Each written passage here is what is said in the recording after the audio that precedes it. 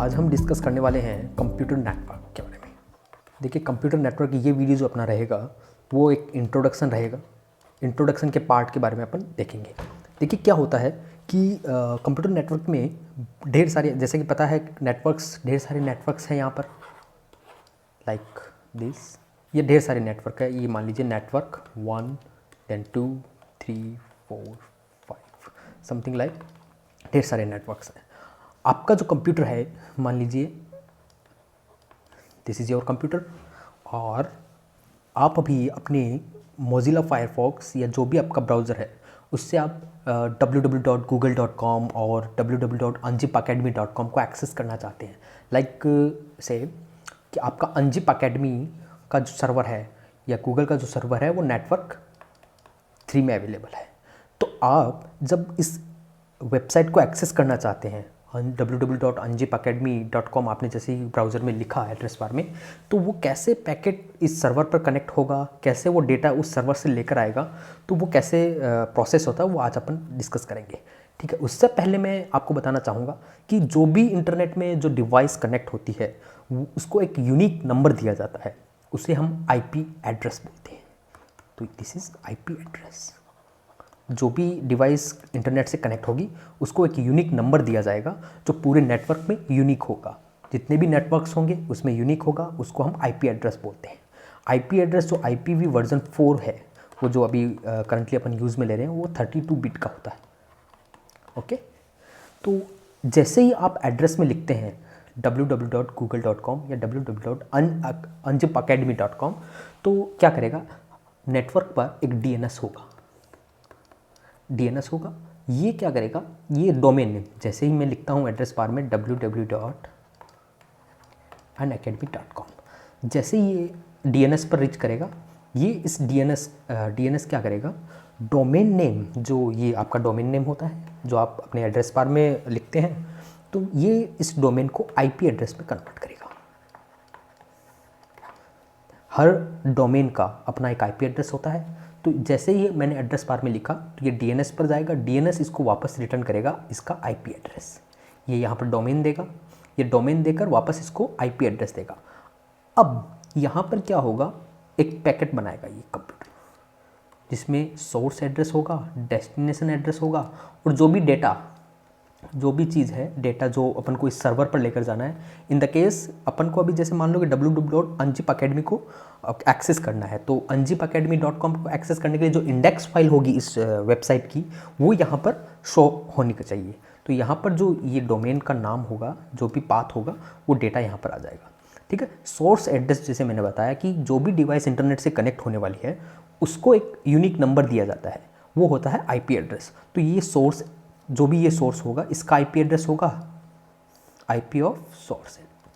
ठीक है। और डेस्टिनेशन, अब यहाँ पर जैसे ही अपने www.anjipacademy.com सर्च किया तो DNS से कांटेक्ट करके हमने IP एड्रेस उसका पता कर लिया है। तो यहाँ पर क्या होगा, डेस्टिनेशन का IP एड्रेस, जो डेस्टिनेशन होगा, जो ये है, वो इस नेटवर्क 3 में अवेलेबल है। तो ये यहाँ पर डेस्टिनेशन एड्रेस होगा। जो डेटा यहाँ से यहाँ तक लेकर जाना है वो डेटा यहाँ आ जाएगा।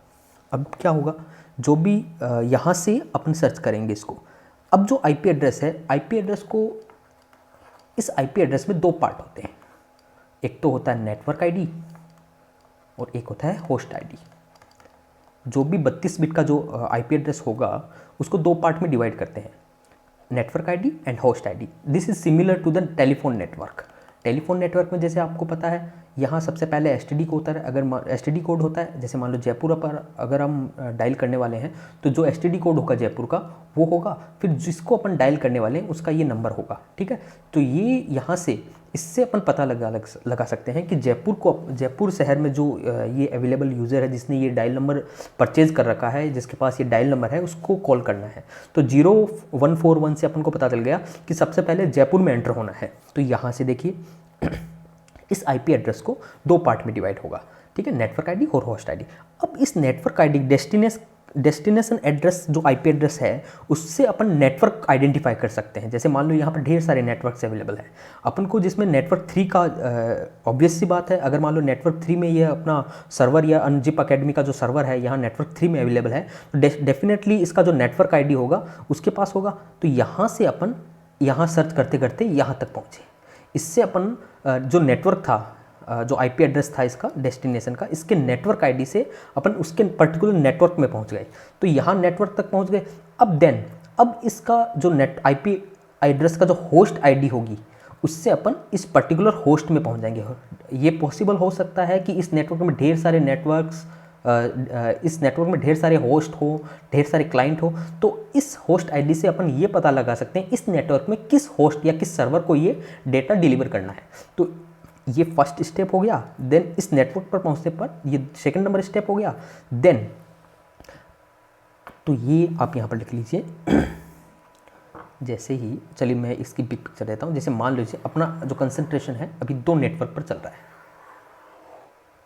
ठीक है। आपका जो कंप्यूटर है वो इस नेटवर्क में है और जो आपका सर्वर है वो इस नेटवर्क में, और ढेर सारे सर्वर होंगे आपके पास यहाँ पर, ठीक है। यहाँ से यहाँ डीएनएस होगा।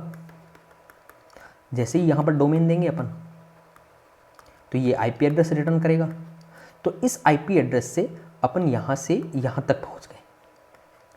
ये 1 नंबर स्टेप हो गया। जो आईपी एड्रेस होगा डेस्टिनेशन का, डेस्टिनेशन का आईपी एड्रेस होगा, उसको नेटवर्क आईडी और होस्ट आईडी, होस्ट आईडी से कहाँ तक पहुँच गए अपन। ये नेटवर्क आईडी किस काम आती है, टू आइडेंटिफाई नेटवर्क। ओके, तो इस नेटवर्क आईडी से अपन इस नेटवर्क में पहुंच गए। अब मान लीजिए यहाँ पर अनजिप अकेडमी का सर्वर है, यहाँ मान लीजिए और क्लाइंट्स अवेलेबल है जिसको आईपी एड्रेस है जो इस नेटवर्क में अवेलेबल है। तो यहाँ से यहाँ तक पहुँचने में यहाँ होस्ट आईडी काम आएगी। तो स्टेप नंबर 2 ये जो है होस्ट आईडी, टू आइडेंटिफाई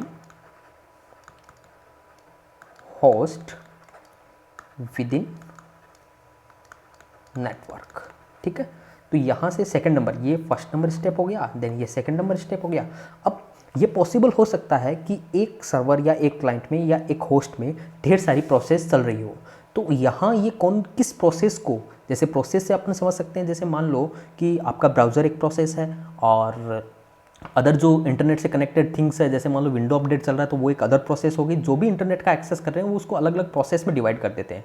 तो यहाँ जिस प्रोसेस को ये डेटा डिलीवर करना है वो काम आता है जैसे पोर्ट नंबर। तो ये बोल सकते हो 3 नंबर जो है उसको हम पोर्ट नंबर, ठीक है। जब भी अपन http://www.anjipacademy.com लिखते हैं तो जैसे ये HTTP आइडेंटिफाई होता है इसका पोर्ट नंबर 80 होता है बाय डिफ़ॉल्ट। तो ये 18 जो पोर्ट नंबर होगा यहाँ पर क्या हो गया 18। तो पोर्ट नंबर किस काम आता है, टू आइडेंटिफाई प्रोसेस, जिस प्रोसेस को ये डेटा डिलीवर करना है, ठीक है। तो अभी मैं देख देता हूँ यहाँ पर पोर्ट नंबर है वो 16 बिट का होता है और जो आईपी एड्रेस होता है वो 32 बिट का होता है। आईपी एड्रेस में वर्जन 4 की बात करता हूँ तो वो 32 बिट का होता है। सिंपल चीज़ याद रखेंगे, आईपी एड्रेस जो है जो वर्जन 4 का है वो 32 बिट का होता है। उस 32 बिट को 32 बिट को अपन 2 पार्ट में डिवाइड करते हैं। जैसे टेलीफोन नेटवर्क में होता है एक एसटीडी कोड होता है, देन डायल नंबर होता है। सिमिलरली इसी केस में जो नेटवर्क आईडी है वो अपना एक एसटीडी कोड की तरह वर्क करेगा और जो होस्ट आईडी है वो डायल नंबर की तरह वर्क करेगा। अब विद इन ए होस्ट, एक होस्ट या एक कोई क्लाइंट या कोई सर्वर है उसमें किस प्रोसेस से रिलेटेड जो डेटा है वो किस प्रोसेस को डिलीवर करना है, किस प्रोसेस से रिलेटेड वो डेटा है वो आइडेंटिफाई करते हैं अपन पोर्ट नंबर से। तो पोर्ट नंबर है वो आइडेंटिफाई करना, प्रोसेस को आइडेंटिफाई करने के लिए काम आता है। जो नेटवर्क आईडी है वो नेटवर्क अवेलेबल खूब सारे हैं यहाँ पर, तो नेटवर्क को आइडेंटिफाई करने के लिए नेटवर्क आईडी काम आता है। और जो होस्ट आईडी है अपन ने नेटवर्क सेलेक्ट कर लिया नेटवर्क आईडी से, देन उस नेटवर्क में कौन से होस्ट से रिलेटेड ये पैकेट या डेटा है उसको ये डिलीवर करने के लिए होस्ट आईडी काम आता है, ठीक है। चलिए अभी इसमें जो भी डिवाइस कनेक्टेड होती है, जैसे आप एक यूज़र हैं, आप मोबाइल से अगर इंटरनेट एक्सेस करते हैं तो आपको आईपी एलोकेट कौन करेगा, जो सेंडर एड्रेस होगा, जो इसका भी एक आईपी एड्रेस होगा, ठीक है। तो ये आईपी एलोकेट करता है इंटरनेट सर्विस प्रोवाइडर। इसका फुल फॉर्म लिख देते हैं, इंटरनेट सर्विस प्रोवाइडर। ठीक है, तो ये चीज़। नेक्स्ट जैसे डीएनएस जो है, डीएनएस का मैं फुल फॉर्म लिख देता हूँ, डोमेन नेम सर्वर। ये क्या करेगा, जब भी आप डोमेन अपने एड्रेस बार में लिखेंगे www जो भी earnzipacademy.com और www.google.com लिखते हैं, क्योंकि यहाँ पर देखिए मैंने जैसे आपको बताया जो भी इंटरनेट से कनेक्टेड थिंग्स होगी वो एक आईपी एड्रेस रखेगी अपना, उसके पास यूनिक आईपी एड्रेस होगा। तो यहाँ पर पॉसिबल है, जैसे ये earnzipacademy.com है तो इससे अपन सर्च नहीं कर पाएंगे, तो इस डोमेन को आईपी एड्रेस में कन्वर्ट करने के लिए अपने पास डोमेन नेम सर्वर होता है, डीएनएस सर्वर्स होते हैं। ठीक है, तो फर्स्ट टाइम जब अपन एक्सेस करते हैं किसी भी वेबसाइट को तो थोड़ा सा टाइम ज़्यादा लगता है। क्यों लगता है, क्योंकि सबसे पहले अपन को डीएनएस पे कांटेक्ट करना पड़ता है, डोमेन देना पड़ता है, डोमेन वो डीएनएस को डोमेन क्या करेगा आईपी एड्रेस में कन्वर्ट करके, ये प्री डिफाइंड होता है, जो डोमेन है वो एक आईपी से मैप्ड होता है, वो प्री डिफाइंड होता है। जब भी आप डोमेन परचेज करते हो एक फिक्स आईपी उसको अलोकेट हो जाता है, कौन से सर्वर का है वो आईपी एड्रेस किसका होता है, जो उस सर्वर में जिस सर्वर में आपका वेबसाइट होस्ट हो रही है वो उससे रिलेटेड होता है। ठीक है, अभी क्या करना है, देखिए यहाँ पर सबसे पहले आप फर्स्ट टाइम अगर किसी वेबसाइट को एक्सेस करते हो थोड़ा सा लिटिल मोर ज़्यादा टाइम लगता है, क्योंकि उससे पहले अपन को डीएनएस से कांटेक्ट करके उससे आईपी एड्रेस लेना पड़ता है। ठीक है, अभी जब सेकंड टाइम जैसे ही एक्सेस करते हो वो थोड़ा सा टाइम कम लेती है, क्योंकि अब जो डोमेन है उसका आईपी एड्रेस यहाँ लोकल मशीन में स्टोर हो जाता है, आपके जो कंप्यूटर है जिससे आप एक्सेस करना चाहते हो वेबसाइट को उसमें स्टोर हो जाता है। तो सेकंड टाइम या थर्ड टाइम, जिससे यानी फर्स्ट टाइम थोड़ा सा ज़्यादा टाइम लगेगा, लेकिन सेकंड टाइम थर्ड टाइम सब्सिक्वेंट्स जो होंगे उसमें थोड़ा सा कम टाइम लगेगा। ठीक है, ये डीएनएस जो है इसको डोमेन नेम सर्वर बोला जाता है। आईएसपी जो आईपी एलोकेट करता है वो इंटरनेट सर्विस प्रोवाइडर होता है, और जो डेस्टिनेशन एड्रेस है उसमें जो भी आईपी एड्रेस होगा, चाहे आप इसका ये होस्ट का हो या सर्वर का हो या क्लाइंट का हो, जो भी इंटरनेट में होगा, जो भी डिवाइस कनेक्टेड होगी वो आईपी एड्रेस एलोकेट होगा उसको। ठीक है, वो आईपी एड्रेस दो पार्ट में डिवाइड होता है, एक नेटवर्क आईडी होता है, और एक होस्ट आईडी होता है। और जो होस्ट आईडी और नेटवर्क आईडी के अलावा होता है पोर्ट नंबर, कौन सी प्रोसेस को आइडेंटिफाइड प्रोसेस को आइडेंटिफाई करने के लिए। चलिए ठीक है, थैंक यू।